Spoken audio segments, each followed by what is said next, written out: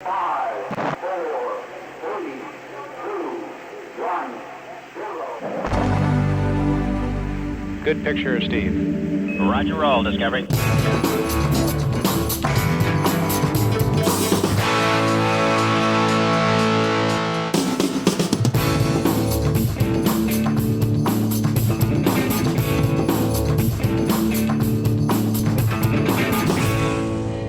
Appelez les pros, une histoire d'amour qui a parfois fini mal. Alors que le NAB, le salon des pros de l'audiovisuel, a fermé ses portes à Las Vegas, nous ferons le point sur la cote d'Apple auprès des créatifs. Sont-ils convaincus par le mea culpa de Phil Schiller et la promesse d'un nouveau Mac Pro? Une nouvelle stratégie se dessine-t-elle? N'est-il pas trop tard? Quid des concurrents en présence en force au NAB? Débat. Bonjour à tous et bienvenue à 42 qui forment les futurs talents de la tech et qui accueillent chaque semaine On refait le Mac. Vous en avez l'habitude. Je vous rappelle que vous pouvez nous retrouver sur notre chaîne préférée Dailymotion. N'hésitez pas à vous abonner.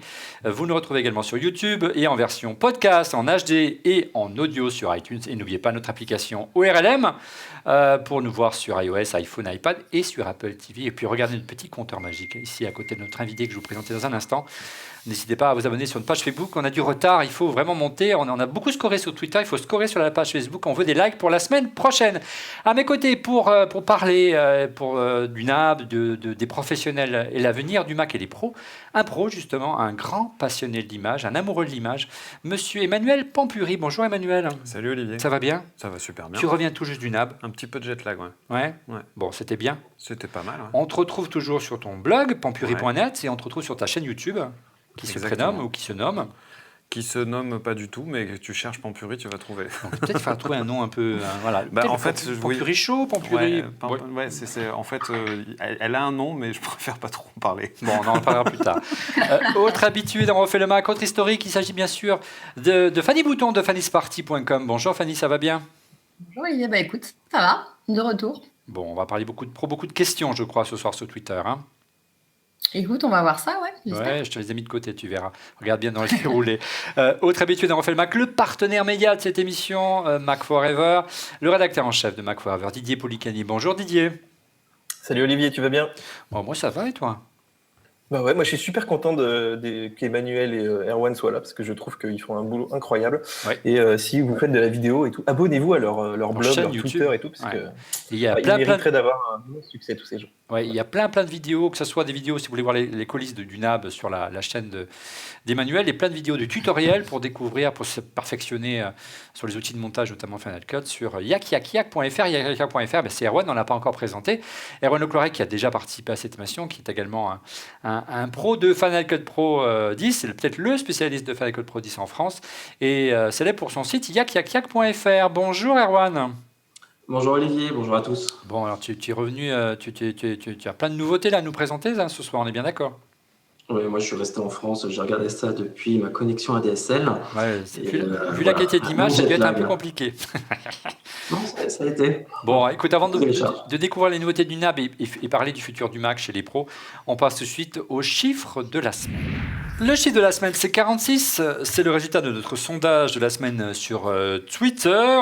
La question qui vous était posée était: qu'attendez-vous tout simplement du prochain Mac Pro? Vous étiez 46% à répondre un prix plus accessible, 34% plus de modularité, 13% plus de puissance et enfin 7% des mises à jour plus fréquentes.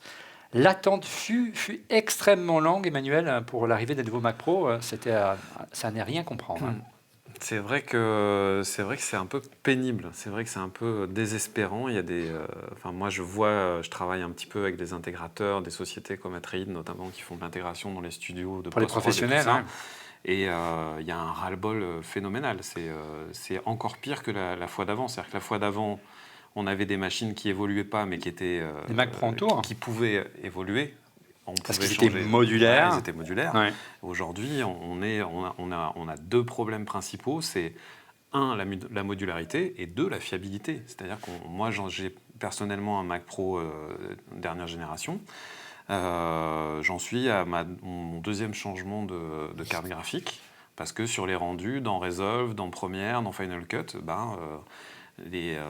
ça crame et on a des artefacts dans l'image qu'on fabrique. Donc non seulement il y a des problèmes comment dire, de qualité de production des Mac Pro. Il n'y a pas de mise à jour. Donc Apple a beaucoup à se faire pardonner. On va voir ensemble ce soir si il n'est pas trop tard pour se faire pardonner. Surtout qu'il y a eu un mea culpa de Phil Schiller à destination des pros. On va y parler tout de suite.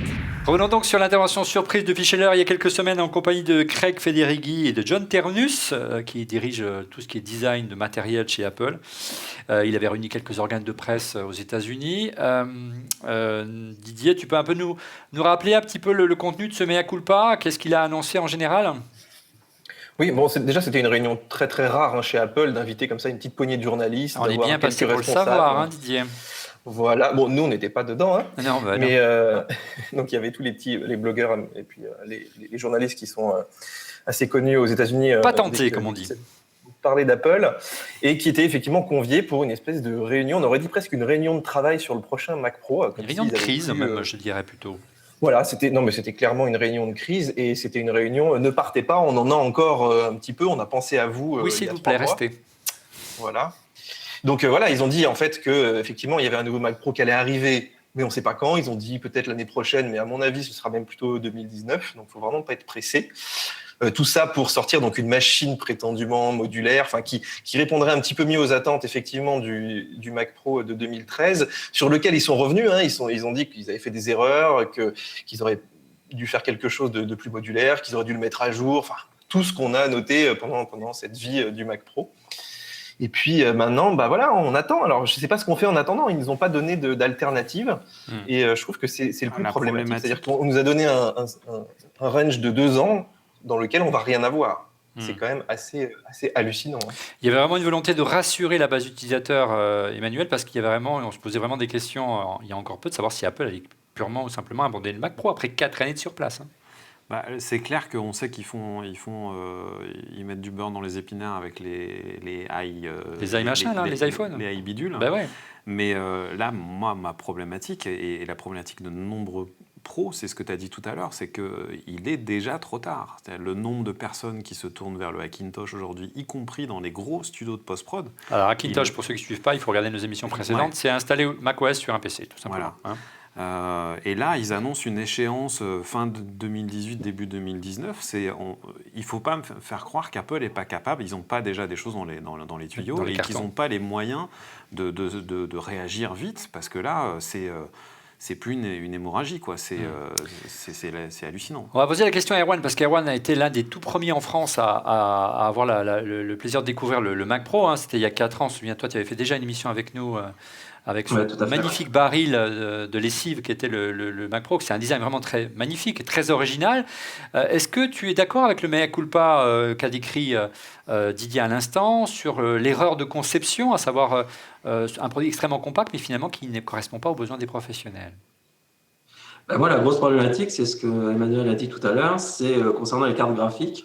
Parce que le SSD, tout le reste, le processeur, tout ça fonctionnait très bien. C'est au niveau des cartes graphiques où il y a un design spécifique par rapport au form factor du Mac Pro. Ouais, un système en triangle, si vous regardez les vidéos. Exactement. Et les cartes graphiques sont une forme très spécifique.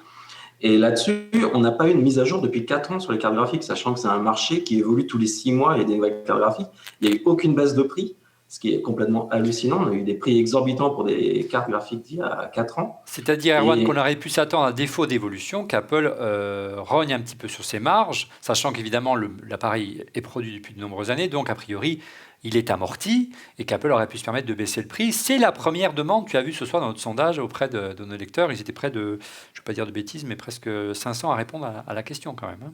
Moi, je crois que c'était le problème en fait de ce Mac Pro, c'est que derrière, il y a, Emmanuel en parlait tout à l'heure, la problématique des cartes graphiques qui chauffent ou qui n'arrivent pas à tenir la charge. Problème de fiabilité, il y a eu beaucoup de retours, c'est vrai, de cartes graphiques. Mais est-ce que AMD était capable de fournir aussi ces cartes-là? Ils se sont aussi coupés de NVIDIA complètement, sachant que NVIDIA sur la 3D, la partie 3D, comme des logiciels comme Maya, et d'autres logiciels sont très importants parce qu'ils utilisent des algorithmes spécifiques CUDA en fait. Donc, ce sont des instructions en fait optimisées pour les cartes NVIDIA. Donc, ils se sont coupés en fait de cette partie-là. Par exemple, dans After Effects, il y a un filtre qu'on ne peut pas utiliser sur le Mac Pro. Sans parler. Donc ça, Tu parles de la 3D, tu parles de Retime 3D, mais en plus, ils se sont coupés effectivement la possibilité d'évoluer vers d'autres marchés, en plus de perdre des marchés historiques comme la 3D, c'est celui de la réalité virtuelle qui est en train d'exploser également, qui nécessite d'énormes cartes graphiques, et c'est plutôt Nvidia qui est le mieux placé sur ce créneau-là aujourd'hui. Oui, donc je pense que l'annonce qui a été faite, on sait qu'ils sont très orientés, alors VR, je ne sais pas, mais très réalité augmentée, on en parlera peut-être un petit peu plus tard. Ouais. Mais en tous les cas, là-dessus, c'est clair que si ce n'est pas avant 2019, déjà beaucoup de gens sont partis sur du Hackintosh ou passés sur Windows. Je ne vois pas il n'y a rien d'ici 2 ans, ça va être juste la catastrophe. On a fait une émission sur la Hackintosh il y a quelques semaines, je ne sais pas si tu l'as regardé, Erwan. C'est vraiment un phénomène important, ça nous a surpris. Hein. Ici, à Refait le Mac, on pensait que le Hackintosh était réservé à quelques bidouilleurs ou à des personnes qui n'avaient pas le budget de s'acheter un Mac, donc c'était logique de passer au Hackintosh, mais les pros n'ont pas le choix. Ils n'avaient pas le choix. Si je peux me permettre, oui. Tu fais l'expérience toute bête, tu vas sur leboncoin.fr et comme mot-clé, tu mets Hackintosh. Et tu regardes le nombre de gens qui vendent des Hackintosh clé en main. Ouais. Voilà. Bah, on va faire l'expérience. Et voilà, enfin, déjà, moi, c'est pas une question d'argent, en fait. Hein. C'est une question d'une machine suffisamment puissante. Oui, parce que ce que disait Erwan tout à l'heure, la différence, justement, AMD fait des cartes graphiques de très bonne qualité. Le Mac Pro était prévu pour évoluer à la base sur ces cartes. C'est-à-dire qu'elles sont quand même amovibles sur la structure, mais il n'y a jamais eu les modules qui étaient prévus pour les remplacer. Et derrière, il faut quand même savoir qu'à part Final Cut Pro 10, Premiere, qui est un leader d'Adobe dans la celle partie de montage post-production, concurrent de Final Cut, marche mieux en CUDA qu'en OpenCL. Ouais, c'est-à-dire le moteur de rendu 3D du Mac, en fait, natif du Mac Pro, Mac OS 10, ne tient pas compte. Fait, il ne tient pas partie. Oui. Voilà. Et du coup... Il a été optimisé. Depuis. Ouais. Depuis. Mais voilà, c'est un problème qui est vraiment dur à vivre en tous les cas quand on est au quotidien à fabriquer des images, à faire des choses avec ces machines. Ce point que soulignait à l'instant Emmanuel, Didier, à savoir les cartes graphiques n'ont pas évolué, Phil Schiller expliquait que c'était un problème également de refroidissement, de dissipation thermique qui a empêché Apple de faire évoluer sa machine. C'est vrai qu'elle est très compliquée à faire refroidir, hein, et que les puces ont tendance à pousser très fort en termes de dégagement de chaleur. Tu crois à cette excuse que c'est vrai quand même en 4 ans, ils auraient pu trouver quand même une solution intermédiaire, bon sang. Non, moi je trouve qu'ils essayent de noyer un petit peu le poisson. De toute façon, c'était vraiment, je te dis, une petite réunion de crise, mais qui dit pas son nom. Et c'est vrai qu'ils ont vraiment fait un aveu d'échec sur cette partie GPU, parce qu'ils ont dit aussi que les gens, c'est un peu comme les Xeon, c'est-à-dire qu'on t'a mis des choses qui sont adaptées effectivement à Final Cut Pro, mais c'est un peu tout. C'est-à-dire qu'il y a plein de programmes qui n'ont pas besoin de 2 cartes graphiques, qui préfèrent avoir une carte graphique beaucoup plus performante. Donc ça, c'était pas possible d'en rajouter juste une plus rapide, de la faire évoluer. Et puis les processeurs aussi, il y a des tâches qui ont besoin que d'un cœur très rapide. Et là-dessus, les Mac Pro se font effectivement démonter. Enfin, ils ont un vrai problème d'architecture sur cette machine qui est pas du tout, comment dire, pas seulement modulaire, mais qui est pas adapté à toute une série de travaux qui étaient faits sur les Mac Pro. Hein. Il y avait quand même des gens sous Premiere, il y a des gens sous After Effects, il y a des gens sous Maya. Enfin, Mac Pro, ce n'était pas que Final Cut Pro. Ils ont fait une machine Final Cut Pro. Ouais. En clair, ils n'avaient pas forcément besoin d'avoir une machine avec 2 cartes graphiques, mais plutôt une grosse carte graphique hyper puissante. Et les directions qui sont données, si on peut essayer de faire le portrait robot ensemble du Mac Pro, ou du moins le Mac Pro que vous souhaitez, hein, puisque c'est un peu la question qu'on a mis en avant cette semaine dans le sondage de la semaine. C'est une machine plus modulaire. On va arriver, Emmanuel, vers une solution un peu plus classique, comme était le Mac Pro en forme de boîtier aluminium, qui ressemblait à un PC d'ailleurs, qui permet vraiment de mettre les cartes que l'on voulait, le faire évoluer et avoir une durée de vie qui est beaucoup plus longue. Hein. Oui, ou alors la promesse de départ, moi, je la trouvais pas inintéressante. Les châssis d'extension en Thunderbolt, c'est une vraie belle idée. L'idée, c'était de pas faire évoluer la machine en interne, mais proposer des solutions externes. Ouais. Via le Thunderbolt, et là on va en parler ce soir parce qu'il y a eu pas mal d'annonces au NAB autour du Thunderbolt 3, on va y revenir tout à l'heure, qui permettaient de faire étendre la puissance de sa machine via des solutions externes en Thunderbolt 3. Voilà, donc là, c'était aussi valable pour un portable. Hein. Transformer en portable une bête de course, par exemple, avec une carte graphique externe. Là, actuellement, donc, les seules machines qui ont du Thunderbolt 3, c'est tout sauf les Mac Pro. Voilà, c'est un vrai problème. Et l'autre problème, c'est que Apple ne libère pas le code pour permettre l'utilisation de GPU externe, même via le Thunderbolt 3, tu es obligé de passer par des bidouilles, quoi. Ouais. Alors qu'il y a des constructeurs qui sont là sur le marché pour proposer des solutions. On en parlera tout à l'heure. Ouais. Ouais.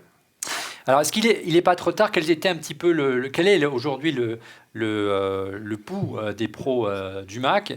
Ceux qui ont soit fait le choix d'investir dans du Mac Pro et qui aujourd'hui se sont certainement déçus aujourd'hui du peu d'évolution de ces machines. Ceux qui ont fait le choix du Hackintosh, ceux qui ont fait le choix de switcher sur le PC. Est-ce qu'il est possible de refaire venir, selon vous, les brebis égarées? On commence peut-être par Erwan. Alors moi, je pense que c'est possible. Après, il faut proposer une machine qui soit hyper compétitive, autant au niveau de la puissance qu'un rapport qualité-prix. Parce que la qualité est toujours là. Bon, là, les cartes graphiques, voilà, c'est peut-être pas eux qui sont responsables de ça. C'est quand même eux qui les vendent, Erwan. Oui, c'est eux qui les vendent, et puis ils les vendent pas à part non plus. Donc, non, et puis c'est pas un petit prix. C'est eux qui les ont choisis aussi. Qui les ont validés. Donc c'est un choix et d'Apple, le de fait carte est, Nvidia. c'est que je pense aussi qu'au lieu d'avoir une tour, moi dans mon concept modulaire, c'est la possibilité aussi de choisir un peu le form factor que l'on veut. C'est-à-dire, moi je vois bien un peu comme un Lego. On met des briques à l'intérieur, et si j'ai envie d'avoir plus de processeurs, ben, je mets plus de processeurs. Si j'ai envie d'avoir 2 cartes ou 3 cartes graphiques pour faire du 4K en réel, pour de l'étalonnage, ben, je peux mettre. Donc, et passer par le Thunderbolt 3, ça pourrait être une bonne solution. Et si on a besoin de rajouter des blocs comme ça, donc moi je verrais plus quelque chose comme ça, d'innovant, que plutôt une tour fixe qui, au final, peut être aussi limitée au bout d'un certain moment.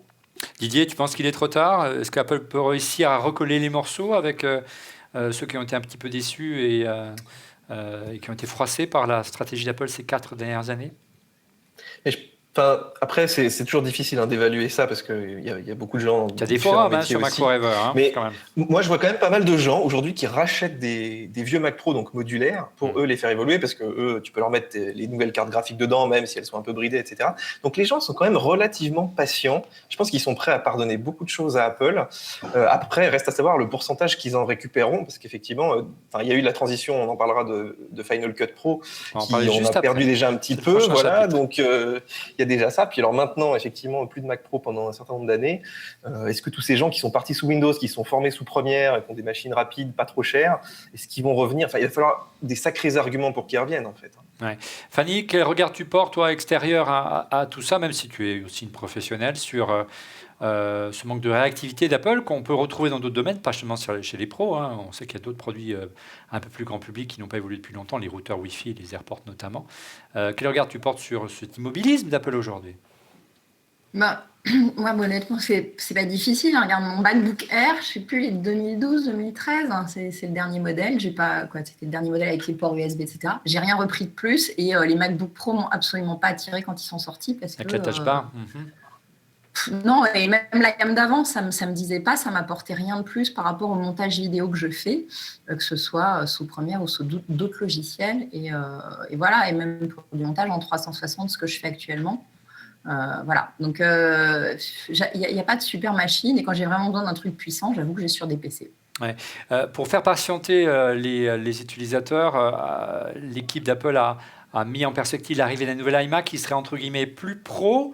Est-ce que, en attendant, un iMac, c'est-à-dire une machine toute en une, peut être une réponse pour un professionnel de l'image, machine toute en une, difficile à faire évoluer? Est-ce que tu valides?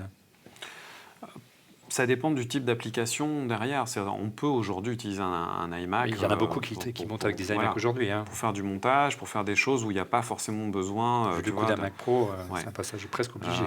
Il y a souvent un bel écran, il y a une belle surface de travail, c'est des machines qui restent assez réactives. Et le paradoxe, souvent, c'est que les gens, par exemple, tu vas en parler de l'importance du GPU par rapport au CPU.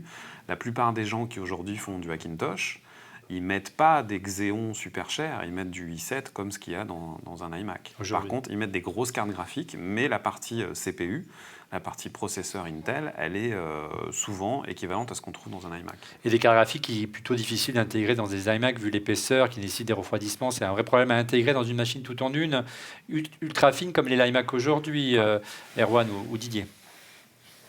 Erwan. Alors moi l'iMac 5K par exemple est au niveau du GPU est beaucoup plus puissant que les derniers Mac Pro. C'est paradoxal. Et par contre, moi il y a un inconvénient sur l'iMac qui est une super machine en elle-même. Moi, je connais beaucoup de monde qui monte sur l'iMac, Mais c'est vrai que quand on passe, moi j'ai fait beaucoup de formations, par exemple sur Resolve ou sur d'autres systèmes. Et le problème, c'est, moi je trouve qu'il y a de la rémanence de chaleur, en fait. Ça chauffe énormément. Et je me dis, sur la durée, est-ce qu'un iMac qui travaille du matin au soir avec le GPU et des Xeon derrière, est-ce que ça va tenir la route? J'ai jamais eu de problème, hein. J'ai jamais eu d'iMac qu'on crache et autres. Ouais. Mais j'ai un peu peur de ça. C'est-à-dire que l'écran, on sent la chaleur qui provient de l'écran. Ouais. C'est quand même assez fort. Il y a quelques pistes. Les rumeurs disent que le prochain iMac Pro, on va voir, ou iMac tout court devrait arriver prochainement. C'est vrai qu'il y a quelques intégrateurs, quelques fournisseurs de composants qui permettent d'avoir quelques idées. Ça a fuité à droite à gauche. J'ai eu quelques personnes au téléphone. On parle d'une nouvelle génération de RAM, de la DDR4 notamment. Et plutôt une arrivée autour du mois de juin, peut-être un iMac pour la WWDC. Nous serons en direct, c'est le 5 juin prochain. On a fait le tour de la stratégie matérielle d'Apple. Juste un petit point pour conclure sur la stratégie matérielle, peut-être une nécessité peut-être d'offrir un peu plus de visibilité aux professionnels. Emmanuel, c'est indispensable quand on investit pour son métier dans une architecture. On a besoin de visibilité sur le long terme. Et apparemment, à nouveau, un mea culpa de Craig Federighi, qui, je cite Craig Federighi, nous voulons trouver comment mieux communiquer avec les pros. On sait que c'est compliqué, la politique du secret chez Apple. Nous comprenons que leur travail dépend de nos produits et qu'ils prennent des décisions à propos de nos produits. Ils doivent avoir de nos nouvelles. Dont acte, M. Federighi, on sera là pour en faire l'écho. On passe maintenant à la stratégie logicielle après la polémique autour du matériel. On va parler un peu plus du soft et là aussi il y a quelques polémiques en cours. Emmanuel, Apple a également beaucoup pêché du côté du logiciel avec la nouvelle version de Final Cut Pro 10. Nouvelle, elle est arrivée quand même il y a presque 7 ans maintenant, en 2010, sans me tromper. Et ça a été un choc pour beaucoup de professionnels par rapport à l'ancienne version qui était Final Cut Pro 7. Tu expliques pourquoi ça a été un choc à l'époque ? Alors, ça a été un choc parce que je pense que la première raison, c'est que la sortie du logiciel a été précipitée. Il y avait aussi, encore une fois, comme là sur l'architecture hardware, ils ont réagi très tardivement. Il y avait un ras-le-bol des professionnels qui voyaient leur logiciel chouchou vieillir et ne pas évoluer. Le Pro 7 n'avait pas évalué depuis des années, et qui était un vrai standard très populaire.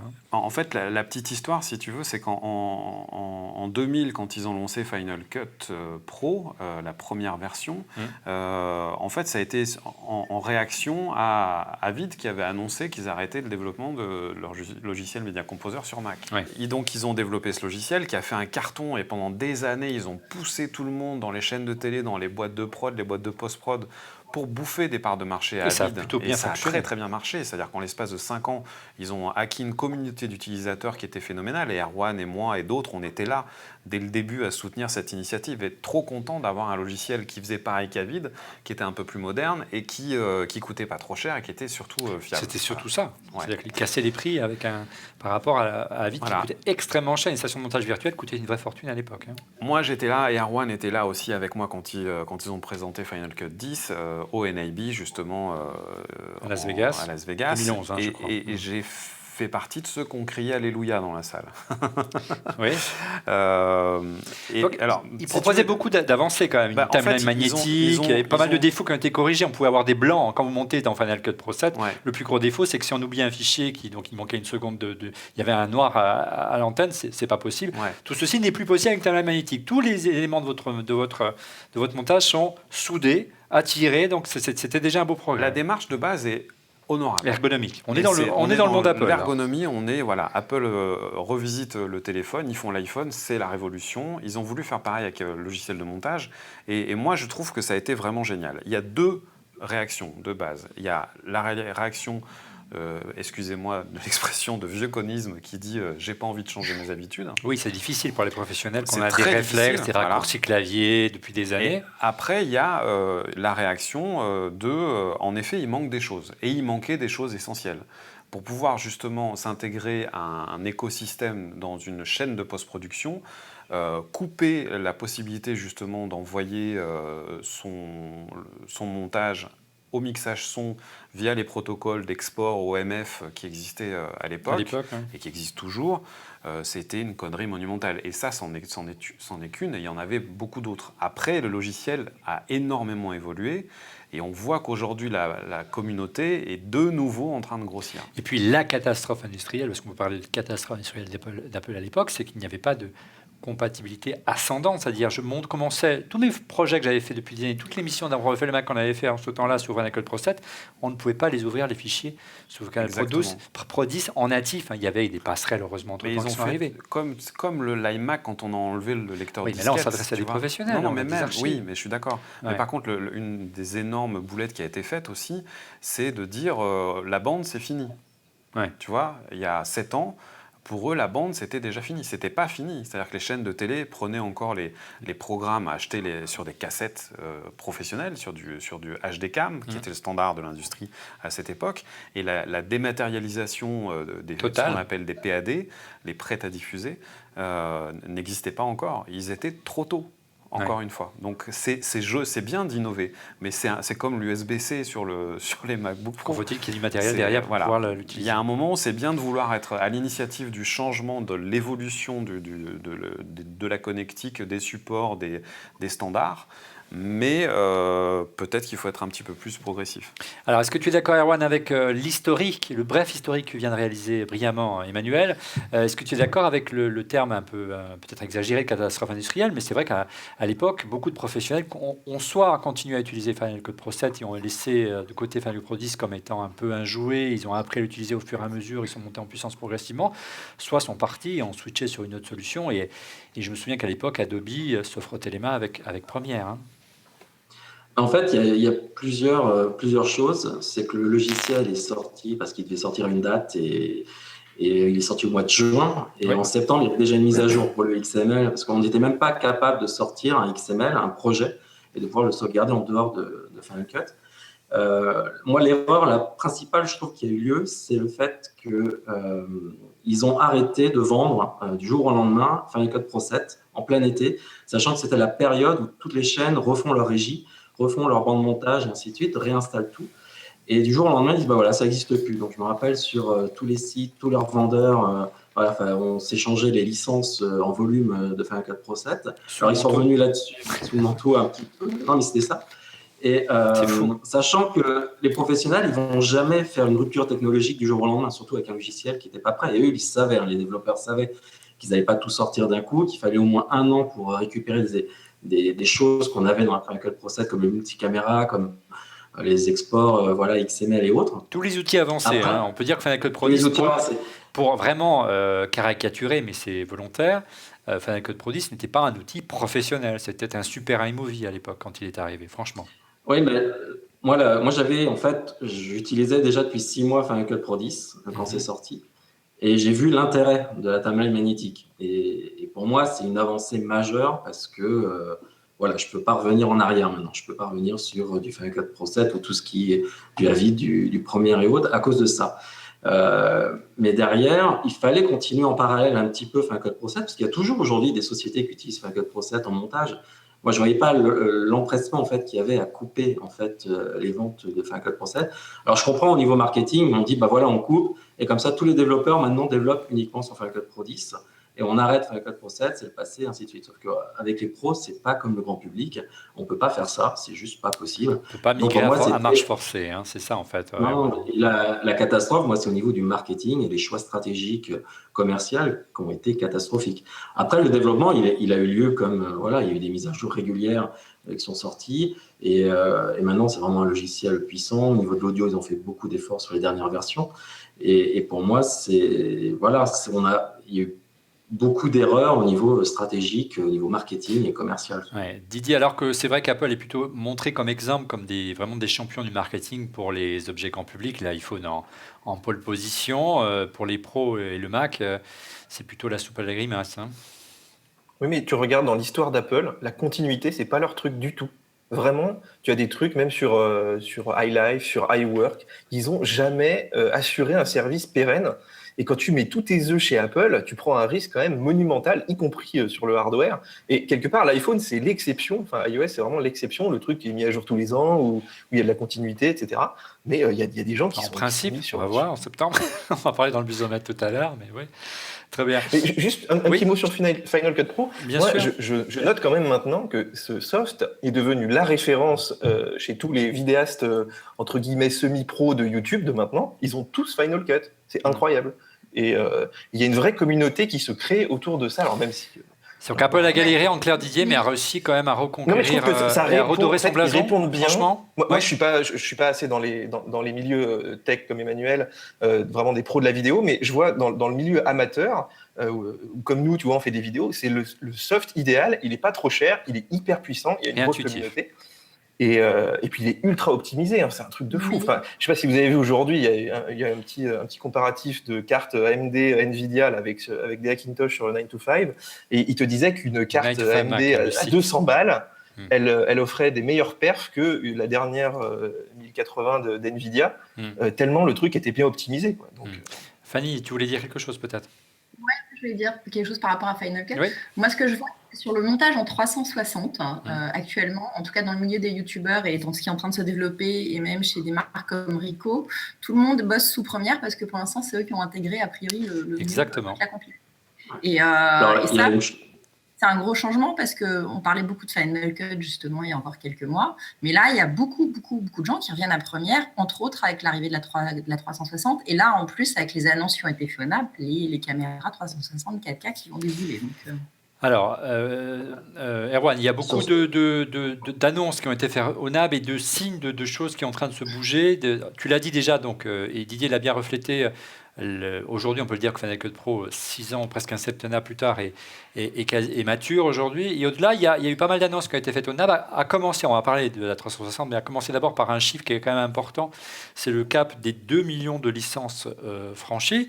Voilà, et le dernier million a été franchi très rapidement, Erwan, je crois. Hein.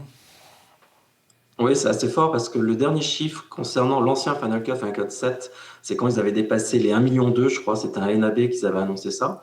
Là, il faut savoir qu'au niveau rapport qualité-prix, ça leur rapporte beaucoup. On dit que voilà, le pro, ça ne rapporte pas, mais l'équipe, elle n'est pas énorme. Au niveau marketing, et, voilà, il y a le minimum qui est fait. Et surtout, derrière, maintenant, c'est uniquement en téléchargement. C'est-à-dire qu'il n'y a plus de boîte à faire avec toutes les docs, avec tous les logiciels et autres. Maintenant, c'est un logiciel qui rapporte un maximum pour Apple. Oui. Et là, ils ont atteint les 2 millions de licences vendues. Alors, il y a quand même quelques bonnes nouvelles, je le disais, outre une nouvelle mise à jour qui est arrivée au mois d'octobre dernier, une mise à jour surprise qui a apporté pas mal d'avancées. Je veux dire, on était ensemble à ce téléphone à ce moment-là. Pas mal de choses que les professionnels attendaient. Tu peux revenir vraiment très rapidement sur les dernières avancées fonctionnelles de Final Cut Pro 10 qui est arrivé en fin d'année dernière? Oui, Final Cut, en fait, a toujours été basé en l'architecture autour des métadonnées. C'est-à-dire, on va mettre des mots, des liens. On va plus couper, coller des blocs de vidéo. En fait, tout va être géré par des métadonnées avec des mots-clés et autres.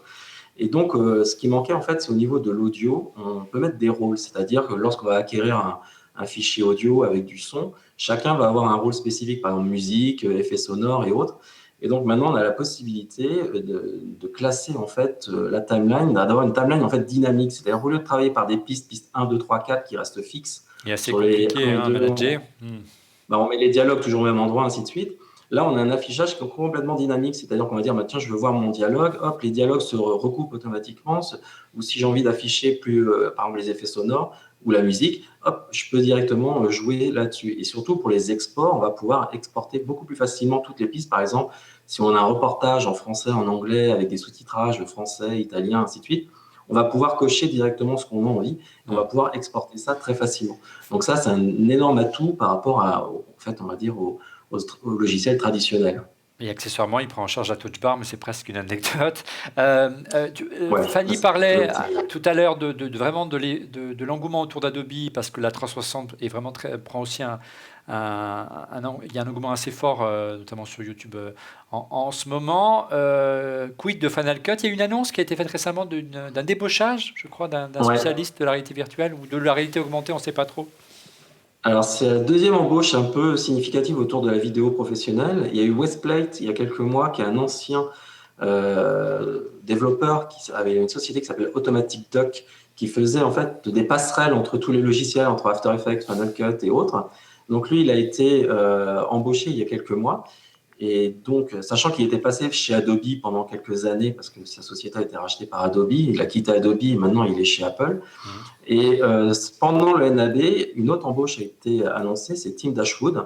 Alors Tim Dashwood, c'est un spécialiste dans tout ce qui est stéréoscopie et 360 vidéo. Réalité virtuelle à donf. Et donc, il avait un plugin, VR Tools, ça s'appelait, pour Final Cut et Premiere. Alors, la bonne nouvelle, c'est que suite à cette embauche, il a rendu disponible gratuitement. Alors, je pense que c'était un deal par Apple. Donc, maintenant, il y a un plugin qui valait plus de 1 000 € à l'époque, maintenant qui est disponible gratuitement pour Final Cut. Donc, tous les utilisateurs de Final Cut peuvent le télécharger, c'est sur le site de FX Factory. Et donc, c'est entièrement gratuit. Ça permet en fait de pouvoir gérer des projets 360. Alors, c'est pas natif comme dans Premiere, parce que Premiere permet d'avoir directement là, il y a un plugin à installer.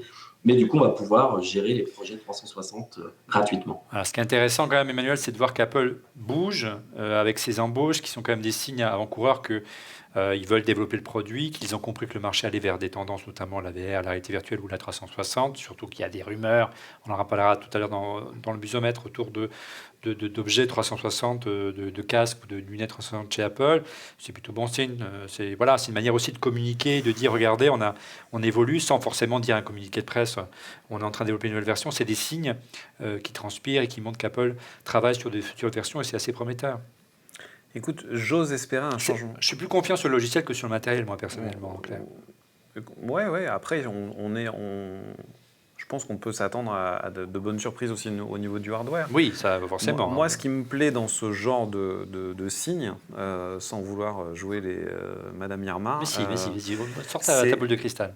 Moi, je suis en colère contre Apple depuis quelques années parce que, pour moi, ils ont, et comme pour de nombreux créatifs, ils ont laissé tomber cette communauté-là qui, pour moi, étaient les prescripteurs. C'est-à-dire que les prescripteurs des produits Apple, c'était cette communauté-là, c'était les photographes, c'était les musiciens, les architectes, les créatifs en général. L'ADN d'Apple, ce sont cette et c'est ces gens-là qui ont les premiers fait vendre les e-bidules, quoi. C'est parce que pour nous, c'était dans une suite logique. C'est eux qui ont donné la coolitude à Apple, on peut le dire. C'est ça.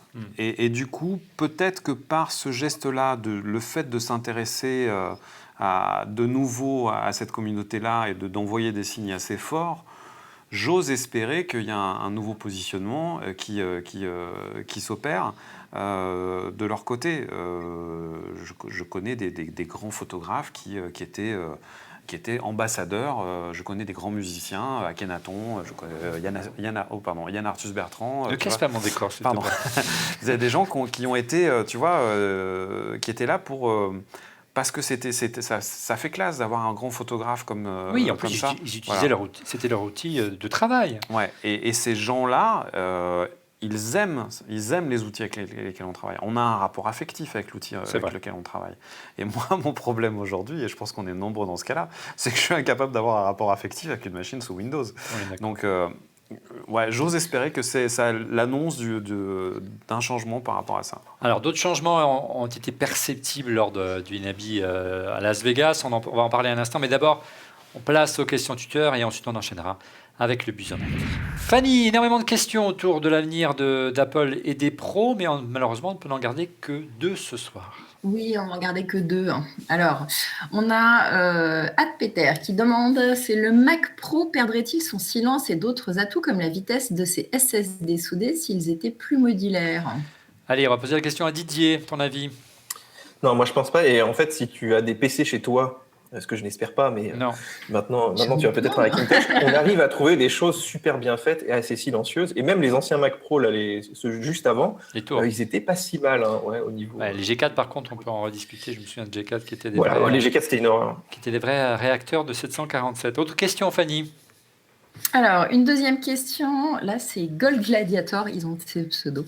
Ouais, c'est marrant. Les ordinateurs ne font pas tout, la mise à jour majeure annuelle de macOS n'est pas un caillou dans la chaussure des pros. Ouais. Erwan, ça t'inspire cette question? Effectivement, la mise à jour annuelle tous les mois de septembre, une mise à jour majeure ou pas forcément majeure de macOS, mais qui perturbe un petit peu le quotidien des pros, est-ce que c'est une bonne chose selon toi? Parce qu'avec Apple, en fait, on ne sait jamais. On parlait tout à l'heure de Tim Dashwood et de Westplate qui ont été embauchés. Moi, j'aime dire que ce n'est pas peut-être obligatoirement uniquement pour Final Cut. Et je me dis aussi parce qu'ils travaillent de façon transversale, les développeurs. C'est-à-dire quand on fait un bouton d'interface, souvent, il va être utilisé dans plusieurs applications, dans macOS 10 et dans les autres applications. On l'avait avec l'iPhone. Par exemple. Et donc, peut-être que Tim Dashwood, il va aussi bosser sur macOS 10 pour que ce soit géré nativement au sein de macOS 10 et que ce soit compatible avec l'iPhone ou avec d'autres accessoires qu'ils vont nous vendre. Donc, je pense que voilà, la mise à jour de macOS 10, ça devrait accélérer. Maintenant, moi, je trouve que ça fait longtemps que les dernières mises à jour n'ont pas apporté énormément de choses au quotidien. Je parle sur le traitement, le Finder, je trouve toujours. Mais au-delà, elle perfectible. ne perturbe pas la productivité du professionnel. Tu conseilles, toi, de mettre à jour systématiquement ou tu dis non Non, il faut attendre Voilà. toujours. C'est en cela plutôt la question où elle est. Hein. Où elle Non. allait. Hein. Il y a encore Il des faut structures. toujours attendre, mais c'est vrai que dernièrement, il n'y a pas eu de gros bugs. Ça fait quelques mois, quelques années qu'il n'y a pas eu de gros bugs. Il y avait un bug une fois qui était important, c'était sur une mise à jour sécurité. Donc on peut se dire, bah, tiens, je vais la mettre parce que c'est important. Et puis, je crois qu'elle faisait crasher tout ce qui était QuickTime. Donc jamais accepter. Détail, Voilà, c'est juste un petit détail. Ouais. Et donc voilà, les mises à jour, il faut toujours attendre et que tout le monde que d'autres se crachent. Et puis comme ça, vous faites la mise à jour qui est bonne. Emmanuel? C'est tellement. Quand on a une structure de post-production, quand on fait du montage toute la journée, on est souvent volontairement très très à la bourre sur les mises à jour logicielles de l'outil de travail, que ce soit Final Cut ou autre. On fige sa configuration. Quand on a un truc qui marche, surtout, on n'y touche pas. Et moi, je connais des sociétés qui font de la post-prod et qui font du montage, qui sont encore sur des Snow Leopard. Et parce que ça tourne. Et l'argument de dire le Hackintosh, pour moi, professionnel, ça ne peut pas fonctionner parce que je ne peux pas faire les mises à jour, finalement, les professionnels ne les font pas. Et utiliser une machine de professionnel qui a 1 ou 2 générations de retard, c'est pas grave, donc on a la puissance DR qui assure. Quoi. Typiquement, pour faire un parallèle à ça, c'est que des gens qui sont des habitués du Mac, de macOS, et qui aujourd'hui sont contraints et forcés par manque d'avoir des outils à la hauteur aujourd'hui de passer sur Windows, ils gardent leur Mac à côté pour faire leur bricolage et leur MacBook Pro et machin, et à côté ils ont un joli PC tout neuf, ultra puissant, sous Premiere, mais par contre c'est des outils qui sont monotaches, c'est-à-dire pour ne pas prendre de risques, on utilise uniquement l'applicatif de montage, d'effets spéciaux. Une machine, un usage. Voilà, une machine, un usage. Je vais même te raconter une anecdote qui est arrivée il n'y a pas très longtemps. Je ne peux pas citer à quelle société c'est arrivé, mais une grosse société de post-production qui s'est fait hacker.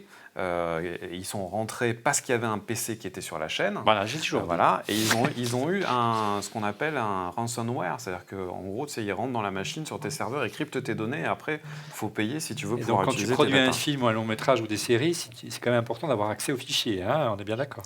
C'est dramatique, ça peut couler une boîte. Quoi. On a vu ça, il y a eu une rumeur autour de Netflix également, autour de la prochaine saison de Orange is the New Black, comme quoi il serait fait piquer le fichier, qu'il voulait le diffuser en masse avant la diffusion sur Netflix, qui aurait été une catastrophe industrielle. Voilà. On est vraiment très en retard, donc on va vite enchaîner. Le fichier a circulé, hein. Oui, le fichier, il a circulé. Tu vois, tu es mieux placé que moi pour y répondre. Tu nous le donneras. Tu nous le placeras, parce que je suis fan, personnellement, effectivement. On va vite enchaîner avec le busomètre, parce qu'on est horriblement en retard ce soir, et c'est Didier qui s'y colle. Didier, les rumeurs qui ont le plus buzzé cette semaine, quelles sont-elles?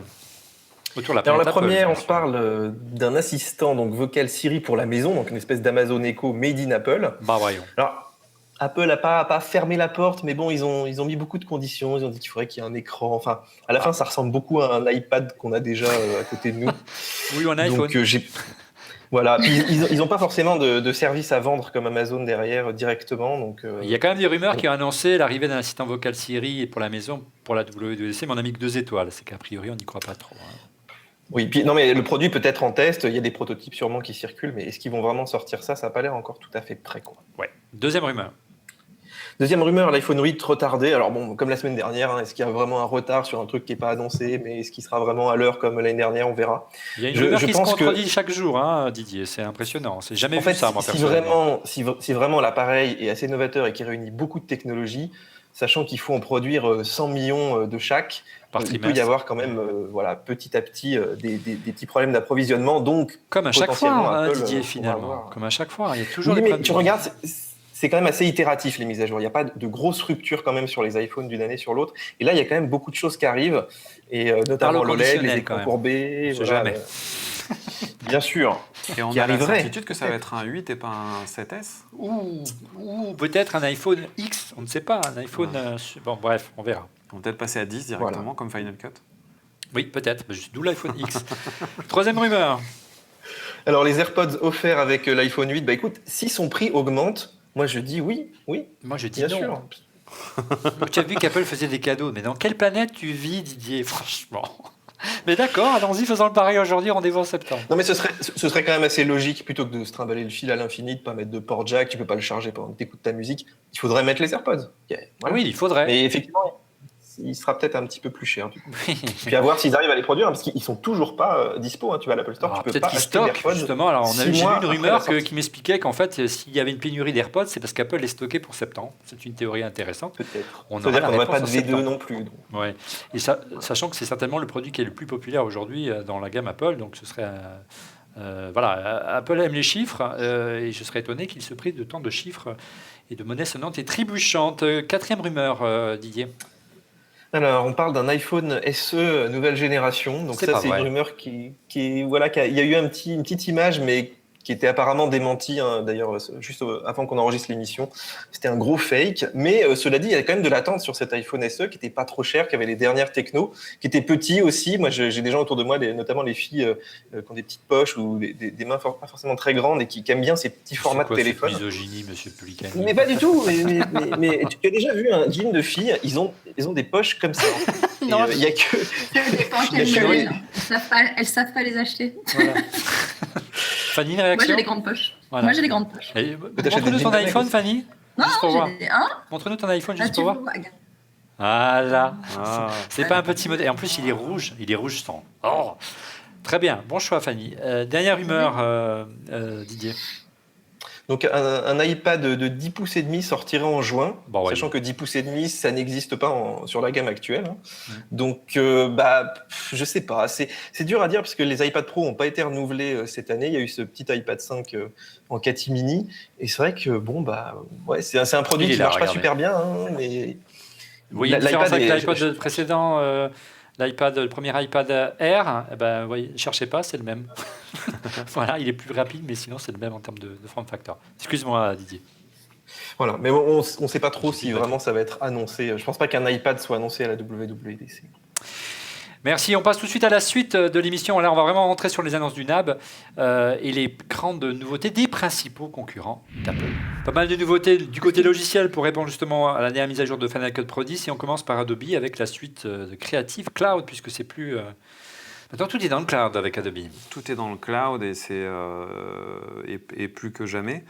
Oui, donc il y a une nouvelle suite Creative Cloud avec une interaction. On savait que ça allait venir, c'est-à-dire que Premiere devient encore plus la pierre angulaire de l'édifice. Avec des C'est plus Photoshop ou c'est plus InDesign? Photoshop quand tu es, Ouais, photographe, enfin bon, InDesign quand tu fais de la PAO, ok. Mais quand tu fais de la post-prod, dans tous les cas, c'est plus After Effects. Voilà. Et par contre, le truc qui est cool, c'est qu'ils ont compris que c'était le Dynamic Link, la possibilité de passer d'une application à l'autre, c'était cool. Mais des fois, pour aller plus vite, c'était bien aussi d'avoir des modules de un petit peu de ceci, un petit peu de cela. Donc là, il y a un petit peu de Photoshop dans Premiere, il y a un petit peu d'audition Sans besoin dans de lancer Premiere. chaque application. Et ça, c'est plutôt pas mal. Et des fonctionnalités aussi de validation à distance. Il y a un nouveau truc avec NewTek là, qui a été mis en place qui est cool. Mais je pense qu'Erwan va être plus pertinent, plus pointu que moi sur ce genre de choses. Allez, Erwan, parle-nous un petit peu d'Adobe, la suite CC. Je ne sais pas si on peut appeler ça encore une suite d'ailleurs. Pour moi, il y a deux grosses nouveautés. Il y a l'habillage graphique en fait qui prend un boost au niveau de Premiere directement, c'est-à-dire que maintenant il y a des outils qui proviennent directement de Photoshop, donc on retrouve les mêmes outils. Et puis il y a la possibilité de créer en fait des projets After Effects et de les avoir directement dans Premiere, mais on a aussi tous les paramètres en fait qui viennent. C'est-à-dire que comme Final Cut, en fait c'était la force de Final Cut et de Motion, L'intégration. c'était de créer l'intégration entre les deux, c'est-à-dire qu'on pouvait avoir directement un titre, et dans le titre, on avait dans l'inspecteur tous les paramètres qu'on pouvait modifier directement. Il ne fallait pas réouvrir Motion, et là, on n'a pas besoin de réouvrir After Effects, donc c'est extrêmement... Quelque part, Adobe suit le virage opéré il y a 7 ans par Apple avec Final Cut, mais le fait, comment dire, avec beaucoup plus de précaution, dirons-nous. Hein? Oui, et puis ils le font complètement, parce que maintenant, on peut tous les paramètres d'After Effects, on peut les envoyer dans Premiere, donc ça, c'est pas mal. Emmanuel en a parlé tout à l'heure, il y a maintenant aussi un nouveau panneau qui est dédié au son. Donc, en fait, ils ont intégré Audition au sein de Premiere, mais ils l'ont fait de façon intelligente, c'est-à-dire qu'ils l'ont développé et simplifié pour les monteurs. C'est-à-dire qu'il n'y a pas besoin de passer son bac ingé son pour pouvoir l'utiliser. Donc, c'est vraiment des outils très précis pour un monteur, pour enlever du bruit, pour enlever du vent, par exemple, ainsi de suite. Mais si au cas où on a besoin d'aller plus loin, on peut rentrer dans le filtre et ouvrir en fait tous les paramètres en fait d'audition dedans. Donc il y a deux niveaux comme ça, un niveau en restant en première, et puis après on peut retourner dans audition s'il y a besoin. Et puis après, il y a une nouvelle fonctionnalité aussi qui est pas mal, qui est liée vers le cloud avec Adobe Stock, c'est-à-dire que si vous tournez des plans magnifiques de votre campagne, de la Tour Eiffel ou n'importe quoi, ben vous pouvez directement exporter, les mettre en vente sur Adobe Stock, directement depuis l'interface de Premiere. Et puis sinon, il y a tout le développement concernant la VR, qui a été encore poussé encore plus loin au niveau du son 360, au niveau de la gestion du fichier VR. Et puis il y a les interfaces, tout ce qui est interface Microsoft aussi, avec le dial, les interfaces tactiles, qui sont pris en compte maintenant dans Premiere. Le VR, c'est là où vraiment Apple doit rattraper un retard important, mais on sait que les machines ne sont pas forcément taillées non plus pour cela, donc tout est connecté. Hein, donc à la fois, il faut qu'il rattrape un retard au niveau de Final Cut et qu'il rattrape un retard en termes matériels, ne fût-ce que pour permettre de brancher un Oculus Rift sur un Max, qui aujourd'hui est assez, compliqué, si ce n'est impossible.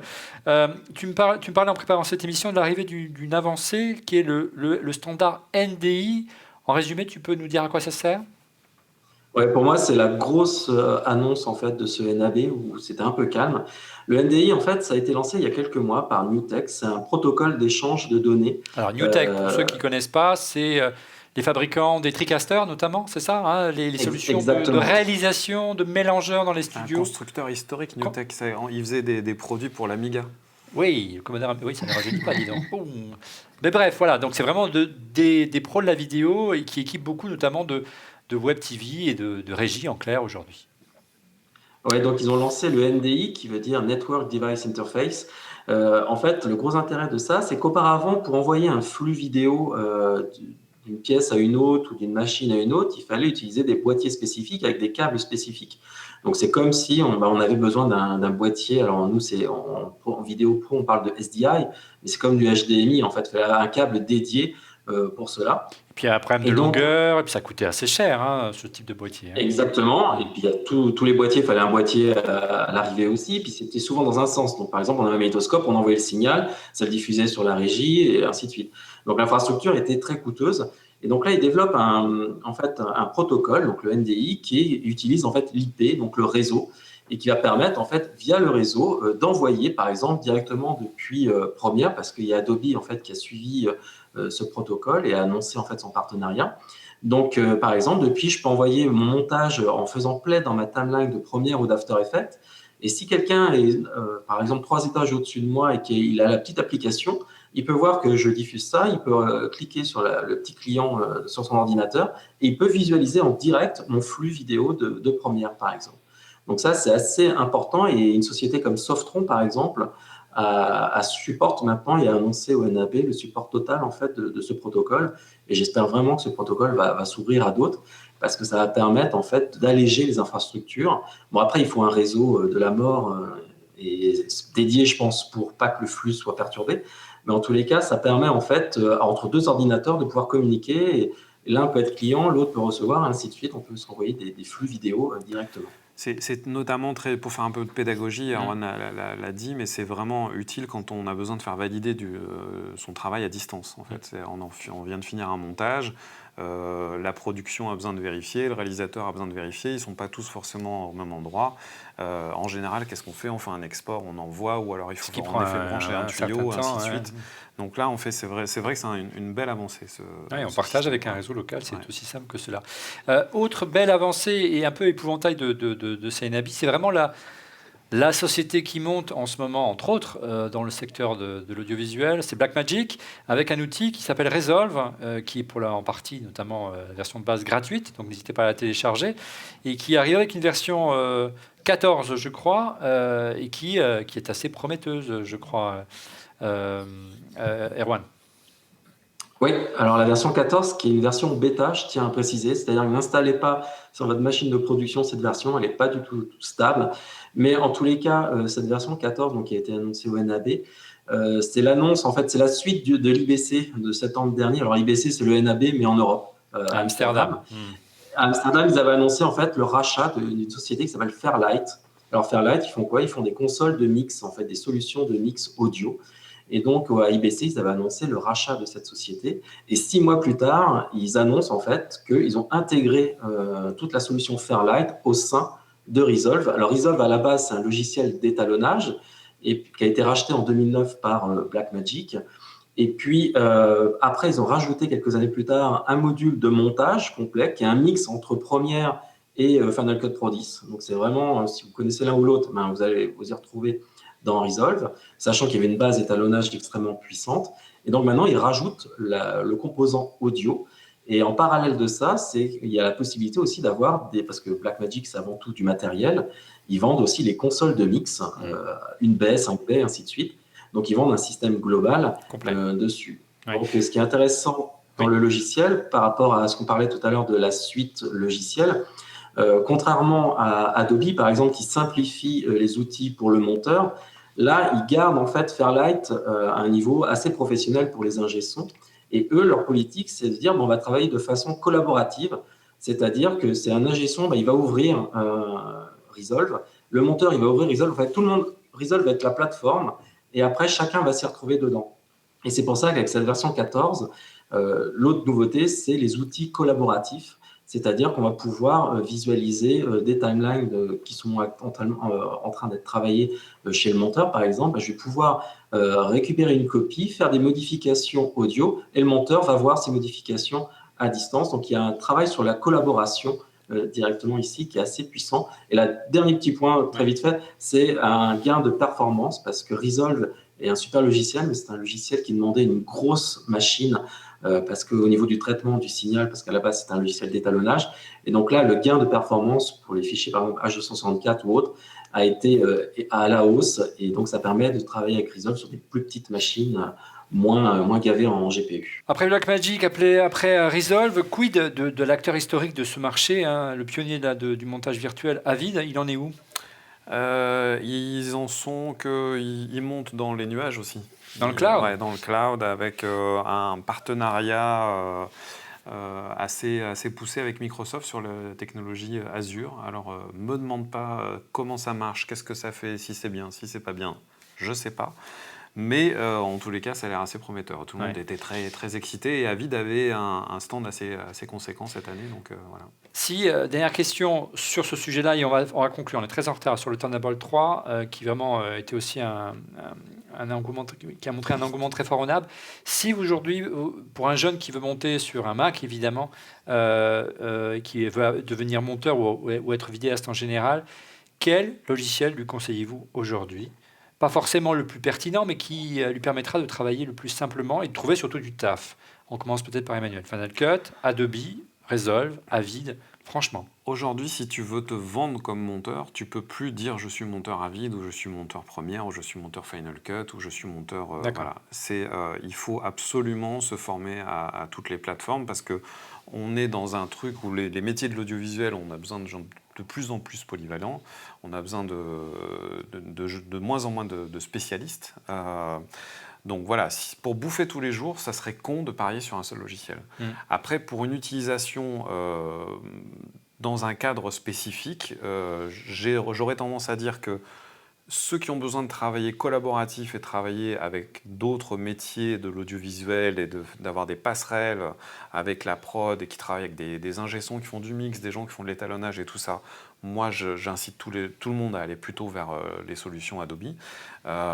Quand on est youtubeur par exemple, ou qu'on fait du reportage ou des choses qu'on a besoin de livrer assez vite, et moi ce que j'aime énormément, en tous les cas pour le cut, pour le montage, c'est Final Cut. Voilà. Erwan, tu plus sois de ce que vient de dire notre ami Emmanuel ce soir? Oui, tout à fait. C'est-à-dire que au niveau télévision, on va dire broadcast professionnel, ça va être Avid, Premiere. Il y a un peu de Final Cut, mais si on part tout ce qui est YouTube et autres, là, je pense que Final Cut est vraiment dans le haut de gamme. Et si on a vraiment zéro budget, on peut aller démarrer sur Resolve, qui est gratuit. Et même sa nouvelle version, en fait, la version studio, maintenant, le prix a descendu, il est sous les 300 €, il est à 299 €. Avant, il était à 999, donc il s'est encore rabaissé. Et là, on a un outil qui permet de faire de l'Ultra HD avec de l'étalonnage, du son et et du montage. Allez, dernier point de cette émission, le Thunderbolt 3, et c'est Didier qui va s'y coller dans un instant. Bonne nouvelle, Didier, le Thunderbolt 3 est en orbite, ça décolle, c'est plutôt une bonne nouvelle pour Apple, mais pas seulement, parce que ce qui est nouveau par rapport au Thunderbolt 2, c'est que l'ensemble du marché semble l'adopter, cette petite prise. Oui, puis c'est la première année vraiment du Thunderbolt 3, on peut le dire, parce que Apple, qui est quand même l'ambassadeur historique du Thunderbolt 3, voilà, ils ont sorti le MacBook Pro, qui est le seul Mac à l'avoir pour l'instant. Mais comme me disaient plusieurs constructeurs de châssis, de disques durs, une fois qu'Apple est dedans, le marché peut y aller, peut sortir des produits. C'est ce qui s'est passé. Il y a beaucoup de choses qui sont sorties en Thunderbolt 3. Donc tous les boîtiers qu'Emmanuel et Erwan, je pense, connaissent bien, et moi pas du tout, des trucs très très techniques. WC qui a fait quelques annonces pas mal, des boîtiers pour mettre des cartes, donc qui permettent de détendre un MacBook Pro et de mettre des cartes PCI, des cartes vidéo, plein de choses. Mais comme tu l'as dit, malheureusement, macOS n'en tire pas forcément pleinement parti. Il faut rentrer dans le terminal. Ouais. C'est-à-dire les espoirs qu'on avait dessinés dans cette émission il y a un an, lorsque on vous avait accueilli déjà dans cette émission l'année dernière en disant voilà, l'IGPU, la possibilité de transformer une machine toute bête en une Formule 1 en mettant une carte graphique externe, c'est techniquement possible, c'est parfois un petit peu compliqué à mettre en œuvre, mais en tout cas aujourd'hui macOS ne le gère pas. Ouais. Mais pour moi, je rêve de ça. On est de plus en plus appelé à travailler en mobilité, comme on dit, et c'est vrai que c'est la solution idéale, et c'est dans l'ADN du Thunderbolt de faire ce genre de choses. Donc on est dans l'attente. Et c'est pour ça et pour revenir finalement au début de l'émission, c'est pour ça qu'on se posait la question légitimement dans cette émission s'il y avait un avenir pour le Mac Pro, parce que si on regarde l'évolution et les directions, les choix techniques qu'avait fait Apple, notamment autour du Thunderbolt 3, une machine de bureau ne se justifiait plus forcément. On pouvait avoir un portable et le transformer en machine de bureau avec un super dock Thunderbolt 3, comme il d'ailleurs est apparu. On en a vu quelques-uns dans les allées de WC notamment. Il y a aussi Sonnet, moi qui est un constructeur pareil historique du Mac, bien sûr, qui a sorti deux châssis comme ça. C'est énormément utilisé, même si pour l'instant c'est bridé en performance et s'il faut bidouiller pour l'utiliser, par les gens qui gèrent les données des grosses caméras cinéma numérique, les fameux DIT, qui sont des professionnels qui sont là sur le plateau pour gérer l'image en tous les cas. Et donc du coup on travaille en mobilité, on est sur des systèmes de roulantes, des espèces de petits caddies où on a besoin d'avoir beaucoup de puissance et beaucoup de mobilité. Parfois sur tous les terrains. Et sur tous les terrains, oui, ça c'est clair. Ouais, donc forcément, avoir une solution sur batterie est parfois indispensable, sinon il faut le groupe électrogène, ce qui n'est pas toujours obligé. Évident. Et tu confirmes, Erwan, le Thunderbolt 3 semble vraiment décoller, ce qui est plutôt une bonne nouvelle. Oui, par contre, je pense que je suis assez optimiste sur le fait que macOS 10 le gère mieux. Moi, j'avais discuté avec une personne que tu avais rencontrée aussi lors de la sortie du MacBook Pro Touch Bar, et j'avais parlé de ça, en fait, de l'IGPU, et puis le développeur ou l'ingénieur m'avait dit qu'ils ne font rien pour bloquer en fait l'utilisation de l'IGPU. Donc, je pense qu'il y a peut-être en fait cette voie-là qui peut arriver prochainement. Non, mais c'est quand même fou, Olivier, qu'ils n'aient pas fait ça depuis au moins 2 ans, depuis le Thunderbolt 2. Parce qu'en fait, si tu regardes les benches, sur notamment même du GPU ou même de la 3D pure, en fait, le Thunderbolt 2, ça suffit pour faire ça. Donc, ils auraient très bien pu sortir ce truc-là, ou au moins laisser les autres le faire. Et d'ailleurs, Sonnet, c'est très drôle, parce qu'ils n'osaient pas trop faire ça. Puis là, ça y est, ils l'ont sorti. Je te dis, c'est quand même fou que Sonnet sorte ça, alors que le Mac ne le gère pas. Il y a des boîtiers qui sont déjà en vente chez Maco et compagnie, et qui voilà, ils te disent ouais, nous on supporte rien, mais il y a la bidouille qui se trouve là, tu peux aller faire ton truc, puis après ça marche quand même. Donc en attendant le Mac Pro, ce serait vraiment la solution pour patienter finalement. Ouais. On a vraiment l'impression, et ce sera la conclusion de cette émission, et on revient en boucle à boucle du début de l'émission, qu'un mouvement s'est arrêté chez Apple autour du Mac et d'activités professionnelles à un moment donné. Pas un manque de vision, parce que la vision, elle n'était pas forcément mauvaise. On le voit avec les solutions externes, on l'a décrit en Thunderbolt, mais qu'il n'y a plus de développement. Alors, est-ce que Apple a mis tous ses moyens, encore une fois, à la dernière minute, parce que l'enjeu est tellement important pour Apple autour de l'iPhone, et a mis toutes ses capacités de développement autour de l'iPhone, parce que c'est ça aujourd'hui qui lui assure 70%, 80% de ses revenus. Ouais, c'est mais une piste. une société qui a 800 milliards de dollars. Exactement, mais on en revient toujours à cela, hein, et ça de manière chronique. Et chaque fois qu'on a l'occasion, et c'est plutôt rare en ce moment, croyez-moi, de discuter avec des gens d'Apple et des gens qui participent à l'élaboration de ces produits-là, on s'aperçoit, comme je ne sais plus qui disait ça, je crois que c'est Didier, ils sont vraiment transversaux, hein, ils travaillent sur des projets, mais ils sont appelés en pompiers sur d'autres, et on déshabille Paul pour habiller Pierre, et j'ai bien peur que ce soit ça qui est arrivé au Mac ces dernières années. Et c'est vrai, tu l'as dit, avec une telle capacité financière, ils n'ont jamais de quoi étoffer leur production de Mac. En tout cas, c'est le souhait qu'on a, nous, passionnés de Mac, et pro en tout cas, pour l'avenir. On passe maintenant, si vous êtes d'accord, au coup de cœur.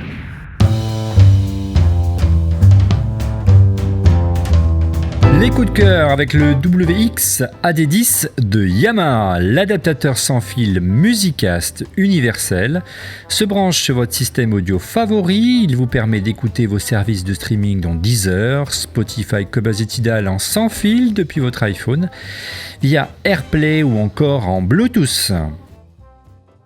Les coups de cœur, on commence tout de suite par Fanny. Écoute, j'en ai pas. Non, pas du... Mais je sais, tu vas me dire. Non, c'est vrai, en plus, cette semaine. Eh ben, écoute, non, cette semaine, j'ai pas de coup de cœur. Tu vas Si faire... je te sors encore un truc, tu vas m'engueuler, c'est encore un truc Pokémon. Donc, je me suis dit, c'est pas la peine. Non, pourquoi tu veux que je t'engueule jamais? Moi engueuler Fanny Bouton, mais jamais de la vie. Bah, ce sera pour la prochaine fois, Fanny.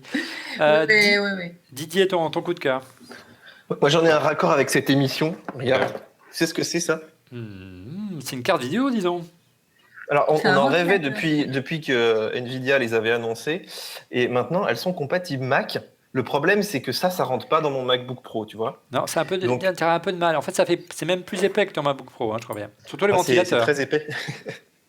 Mais donc, en fait, c'est les dernières cartes graphiques d'NVIDIA qui sont sorties l'été dernier, qui sont très puissantes, qui sont pas très optimisées sur Mac, parce que tu sais, Apple est à coquiner avec AMD, donc bon, on préfère quand même les cartes AMD. Mais bon, avec ça, tu peux quand même te monter donc, une machine assez dingue. Alors, le petit côté un peu ironique, c'est que finalement, ça va assez bien dans les Hackintosh ou dans les solutions iGPU. Dans les anciens Mac Pro, ce sera un petit peu bridé, mais ça marche. Et c'est à se demander, même si NVIDIA l'a pas fait exprès pour les Hackintosh, hein, pour tous les gens qui bossent sous After Effects, sous tous ces softs qui ont besoin de CUDA. Et voilà, nous on prépare des petites choses avec ça assez intéressantes ces prochaines semaines sur Mac Forever. Je vous en dis pas plus. Voilà. Bien, merci Didier. De ton côté, Erwan, ton coup de cœur. Alors moi, c'est un coup de cœur qui est assez vieux, en fait, qui n'est pas très très récent.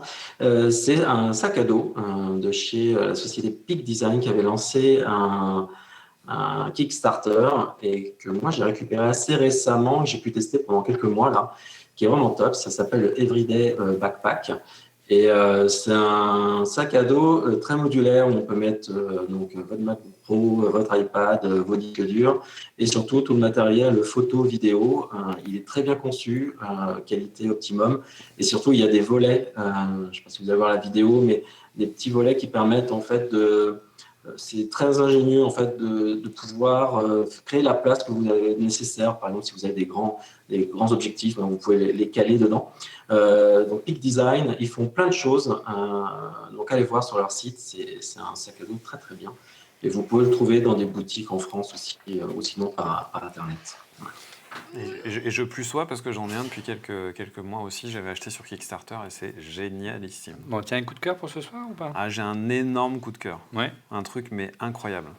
J'ai découvert ça au mois de novembre. Ça s'appelle City Producer. C'est une application Cocorico qui a été conçue en France, qui est l'idée, c'est de transformer l'iPhone en un outil génialissime pour faire du reportage et pour les reporters qui vont pouvoir créer un film de A à Z, enfin un petit film, un petit reportage, pour travailler ensuite avec les rédactions, avec des outils mais hallucinants. C'est-à-dire que on peut se dire, par exemple, oui, mais je peux filmer avec Filmic Pro ou l'application caméra de l'iPhone et ainsi de suite. Je peux monter dans iMovie et je peux balancer ça après avec une autre application sur YouTube, sur ce que je veux. Voilà.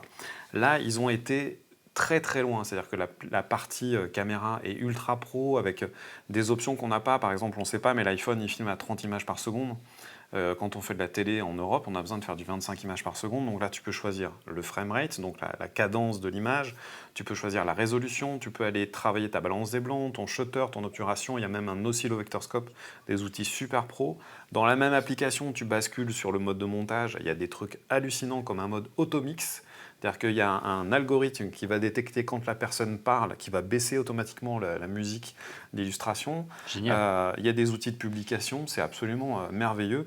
Et il y a un truc qui est génial pour les gens qui, comme moi, ou comme toi, par exemple, si tu veux, pour faire des lives Facebook, YouTube et compagnie. Tu sais, quand tu te mets en live sur Facebook, tu as toujours un moment, les 5 premières minutes, où tu as Facebook qui te dit « Nous vous constituons une audience ». Alors moi, j'ai toujours rêvé d'avoir un petit jingle qui tourne en boucle, genre Oui. il arrive, tu vois. Comme un vrai pro de la vidéo. Comme un vrai pro comme on fait à la télé, quoi. Ouais. Et Voire un générique, soyons fous. Voilà, un générique, ou alors pouvoir balancer des titrages, balancer des jingles et Une tout vraie ça. réalisation. Une vraie réalisation avec des bibliothèques et ainsi de suite. Et ben, c'est intégré dans City Producer. Ça sort fin juin. Ça va être des outils assez professionnels avec un système de licence aussi, de location de licence pour 1 an. Pour l'instant, c'est une version pro qui va être assez chère, ça va coûter dans les 600 € par an, mais il y a des déclinaisons grand public qui vont arriver, qui sont vraiment cool. Et le truc qui est chouette aussi, c'est qu'ils ont travaillé avec Shape, qui est un constructeur d'accessoires caméra québécois que j'aime beaucoup. Et ils ont fabriqué un rig, donc un système qui permet d'intégrer l'iPhone avec des poignées, avec un système aussi d'éclairage, avec tout un tas de machins, de bidules, de prises pour brancher des micros professionnels, et ainsi de suite. Donc voilà, l'iPhone va pouvoir devenir un vrai outil de production de contenu pour les rédactions, pour les télés, pour les agences de presse. J'adore. Ouais, et on a été très complet ce soir parce qu'effectivement, le dernier point, on était un peu contraint ce soir, on ne l'a pas trop abordé, mais tu l'as résumé très bien via ton coup de cœur de la dernière tendance du NAB de cette année, c'est voir effectivement l'émergence des smartphones, l'iPhone en particulier, mais les smartphones en général, dans le quotidien des professionnels comme outil de prise de vue. Les gimbals, on en voit partout maintenant, et même voir des chaînes de télé, on pense à BFM Paris notamment en France, voire d'autres chaînes comme LCI avec Cédric, qui utilisent aujourd'hui au quotidien ces outils grand public à vocation professionnelle. C'est aussi une belle tendance pour l'avenir. On a beaucoup parlé de professionnels et de Thunderbolt 3. On va rester dans le Thunderbolt 3. Regardez, ce qui est désormais disponible enfin en France, c'est un NAS Thunderbolt 3. On vous avait présenté dans cette émission la version Thunderbolt 2 du NAS de chez QNAP, qu'on utilise d'ailleurs dans cette émission. Voici la nouvelle version Thunderbolt 3. L'avantage d'un NAS Thunderbolt 3, c'est que c'est un NAS, donc il fonctionne en Ethernet ou en Thunderbolt comme un disque dur réseau traditionnel. En Ethernet, il va d'ailleurs jusqu'à 10 gigabits. Donc ici, à 42, on a un réseau 10 gigabits, donc on pourrait changer des fichiers. C'est assez rapide et très appréciable lorsqu'on a des lourds fichiers vidéo.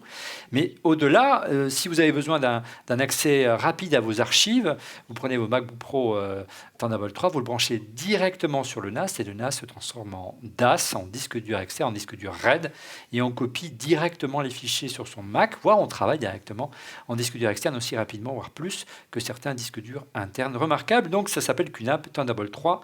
NAS, toujours dans le Thunderbolt 3, regardez, ça arrive et c'est disponible, les premiers docks Thunderbolt 3, il y a quelques modèles qui arrivent sur le marché. Celui-ci, c'est le modèle de StarTech. Particularité, celui-ci, il est plutôt taillé pour la vidéo 4K, permet de brancher 2 moniteurs 4K en externe. Donc pour des monteurs sur Final Cut Pro, ça peut être intéressant. Il y a également du DisplayPort, donc si vous avez pas forcément des moniteurs d'Apple, vous pouvez quand même reconditionner vos moniteurs, c'est quand même appréciable. Et puis vous avez toute la connectique qui manque, tout simplement sur un MacBook Pro, de l'Ethernet, de l'USB 3, une entrée et une sortie audio, et bien sûr tout ça est alimenté, et ça alimente également les périphériques. Si je peux me permettre aussi, NAB, j'ai vu un truc similaire de chez, comment il s'appelle, Angelbird. Je ne sais pas si tu connais cette société qui fait des trucs assez incroyables. Non, je connais Petits disques stockage SSD ultra rapides qui sont gros comme un Zippo et qui ont des performances de ouf. Ils ont aussi un dock comme ça qui est l'avantage d'être beaucoup plus taillé pour la mobilité. Celui-ci, il est alimenté, donc il est plutôt fait pour brancher. On rentre au bureau, on branche un seul câble, donc le câble Thunderbolt 3, et on se retrouve avec tous ces 2 moniteurs branchés automatiquement, sa prise réseau Ethernet gigabit, son micro, ses enceintes, voire un deuxième ou un troisième moniteur pour voilà, donc c'est véritablement plutôt pour le bureau. Pour le bureau. Et, Sur le moniteur. et d'un seul câble, on alimente et on a toutes les entrées-sorties qui manquent aujourd'hui au MacBook Pro Retina Touch Bar. Voilà, nous sommes arrivés au terme de ce 260e numéro d'On refait le Mac. 260 numéros. Mais ça m'étonne même qu'on soit, on arrive ne à des rajeunit chiffres pas. pareils. Ça là, ne rajeunit pas. Merci de l'avoir suivi. Vous retrouvez chaque semaine ou presque Fanny. Et c'est un bonheur de te retrouver chaque semaine, Fanny. Tu reviens? Ouais, j'essaie de revenir. Merci encore. On finit ça. Oui, on se retrouve la semaine prochaine. Didier, on te retrouve tous les jours sur Mac Forever et tu auras l'occasion de parler des problématiques pour les pros, notamment, tu l'as dit, un gros sujet sur le Hackintosh prochainement.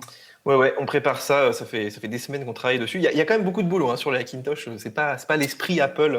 C'est pour ça qu'on aimerait bien un nouveau Mac Pro d'ailleurs. Oui, comme quoi c'est quand même beaucoup plus simple d'appuyer sur un bouton plutôt que de le monter à la mano. Et Erwan, tu reviens quand tu veux? Dès que tu m'appelles, j'arrive. Bon, très bien. Et pareil pour toi, Emmanuel Je suis frais et dispo. Bon, quant à nous, on se retrouve dès la semaine prochaine. Soyez rendez-vous. On réserve une petite surprise encore la semaine prochaine sur onrefaitlemacom. Au revoir.